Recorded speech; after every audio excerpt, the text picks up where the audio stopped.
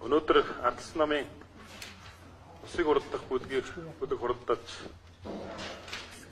Улсыг урдын дарга Мегомбийн инкулт засгийн газрын тэргүүн Монгол Ардын намын дарга Хүрсөх нарт албан мэдээлэл хүргүүлж байгаа. Тэгэхээр энэ мэдээлэлд бас ямар утга агуулгатай гэдгийг бас та бүхэнд танилцуулъя. Тэгэхээр манай Монгол Ардын намын хуваагдал Улсыг урддах бүлгийн хуваагдал бол одоо энэ төрийн институт хоорондын тэмцэл болж өөрч байна. Дээрээс нь энэ хуваагдал бол төрийн бүх шатанд очиж байна. Аймаг орон нутагт очиж байна. Тийм учраас энэ төрийн үйл ажиллагаа бол үндсэндээ гацалтын байдалд орсон байна.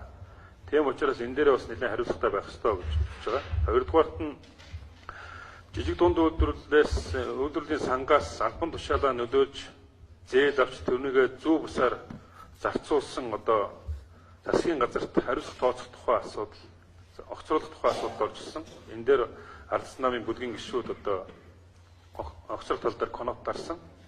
Үүнийг нь одоо үүнийхээ төлөө бас зарим талаар шүүмжлүүлэх тийм одоо хандлага гарч байна. Тэгэхээр энд бол эмзэглэхгүй байна. Гэхдээ нэг зүйлийг хэлэхэд бол өнгөрсөн хугацаанд Монгол Ардын намын засгийн газар бол өөр нэмэхээс өөр одоо ажил хийсэнгүй. Огт бүтээн байгуулалтын ажил хийсэнгүй гэдэг бас энэ хэлэх нь хэрэгтэй. Тийм учраас хамгийн гол нь одоо энэ зохион байгуулалттайгаар засгийн газрын одоо шийдвэрийн дагуу энэ зохион байгуулалттайгаар засаг байгуулсан нөхдүүдэд энэ одоо зээлийг өгсөн байж болзошгүй гэж Ардс намын бүлэг үзэж байгаа. За 3 дугаарт нь бол их хурлын дарга инкулт Хүрсэх нарт өгч байгаа албан шаардлага нь бол нэгдүгээрт бол инкулт албан тушаалаа инкулт дарга албан тушаалаа одоо сайн дураараа өгч энэ 60 тэрбумын гэх асуудал дээр одоо шалгуулах ёстой гэж Ардс намын бүлэг үзэж байна.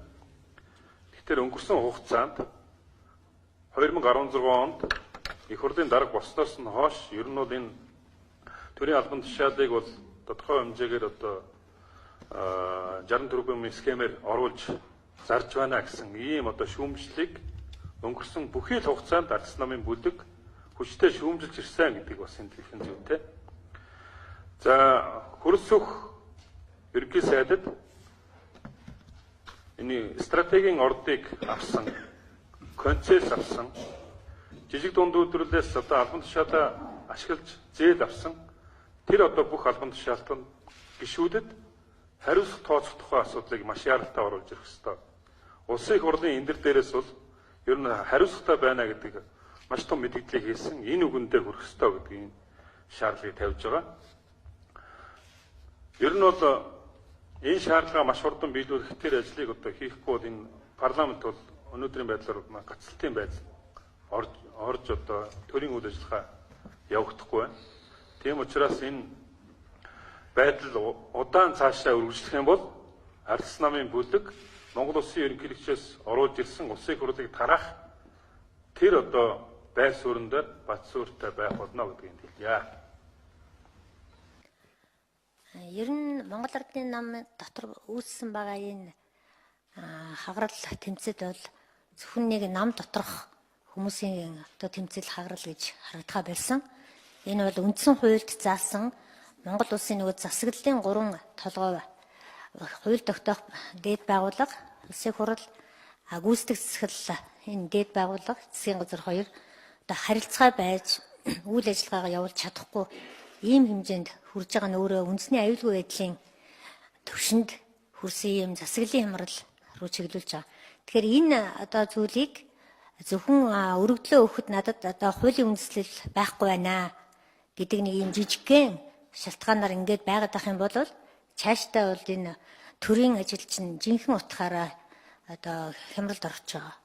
Ийм нөхцөл байдалд үүсэж байгаа учраас их хурлын дарга хуулийн тэр заалтыг барихгүйгээр ёс зүйн хувьд өөрөө энэ Монгол Улсын төрийг хүндэтгэж, Монголын нийт иргэдийг хүндэтгэж, энэ парламентын үйл ажиллагаа цааш нь хэвийн явуулах юм боломжийг олгож бол сайн дураараа өөрөө чөлөөлөгдөх хүрээлэн өгөх нь ёс зүйн хувьд зүйтэй гэж үзэж байгаа.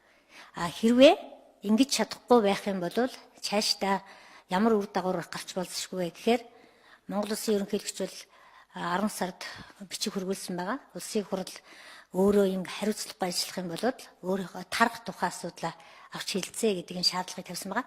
Тэгэхээр бидний хувьд харьцсан намын хувьд энэ одоо ерөнхийлөгчтэй тавьсан энэ саналыг бол дэмжих энэ тал руугаа л явна.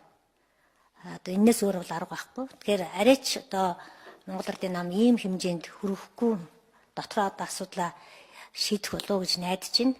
Эрх ашиг ирэм гэж би ямар нэгэн зүйл бас хэмжээ хязгаар гэж би одоо төрийн ажил гацаад бүтэн 1 сар болж байна. 1 сарын хугацаанд маш олон зүйлийг их хурл дээр хилцэх байсан. Одоо гадуур бензин шатхуун, бодитын аншийн зөрүү, энэ утаа үнээр гээд маш олон асуудлуудыг хилцэн шийдэж явах хэрэгтэй. Энэ цаг дээр одоо ингээд санал судлын эрүүл хийгээд төрөө гацаад байж болохгүй. Бид одоо төртэй засагтай хуультай улсаа.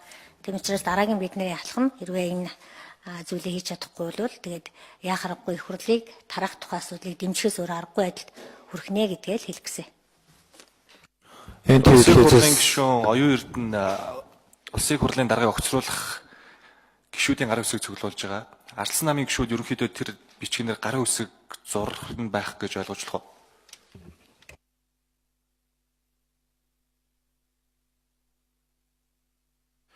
Тэгэхээр ер нь бол манай улс төрийн нам бол бас дотоод дүрмтэй. Тэр дүрмийнхаа дагуу үйл ажиллагаа явуулах ёстой. Энэ улсын хурлын гишүүд бол намаас дэмжиж энэ одоо бүлэгт гишүүн болж энэ бүлэгт орсон байгаа. Тэгэхээр тодорхой шийдвэр намаас ирээгүй тохиолдолд бид бүхэн бас энэ хурлдах ардсан намын гишүүд өөрсдийнхөө байр суурьаар асуудалд хандах хэрэгтэй. 2-7 хоногийн өмнө улсын хурлын ардчилсан намын бүлгийн дарга мэдээлэл хийж байхдаа улсын хурлын даргаыг огцруулах асуудал бол өөрөө хууль зөрчсөн асуудал юм а. Тэм учраас ардчилсан нам хууль зөрчсөн асуудалд оролцохгүй гэсэн мэдээлэл хийжсэн л да. Тэгэхээр өнөөдөр хууль зөрчсөн энэ үйл ажиллагаанд бас нэгдэхэр болчихж байна гэж ойлгох тоо. Байр суурь нь өөрчлөгдсөн гэсэн. Тэгэхээр ер нь бол одоо хүчээр огцруулах тухай асуудлыг яриад ингэж явах нь бол хуулийн хувьд бол хууль бас. Хуулиар бол энэ кул даргаыг бол огцруулах боломж байхгүй. Харин бидний өнөөдрийн шаардлага бол үндсэндээ ёс зүйн хувьд энэ хүн хариуцлага тооцох ёстой гэдэг ийм шаардлагыг тавьж байгаа. Ер нь бол ардсан намын бүлэг хуулийн хүрээнд бүх асуудлаа ярьж шийдэж явах болно гэдгийг хэлье. Ардчилсан намын дэд даргын чинь хувьд за ерөнхий нарийн бичгийн дарга байгаад нэг зүйлийг асуумаар байна.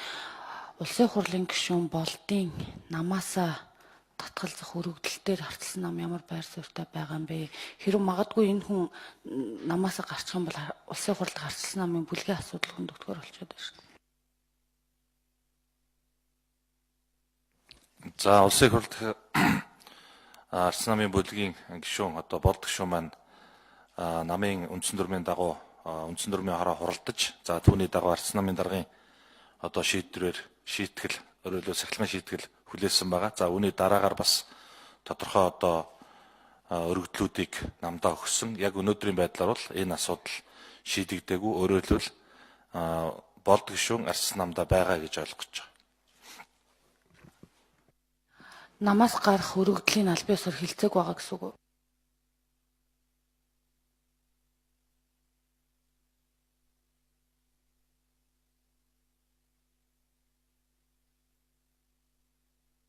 За баярлалаа ирсэн сэтгүүлчдэд.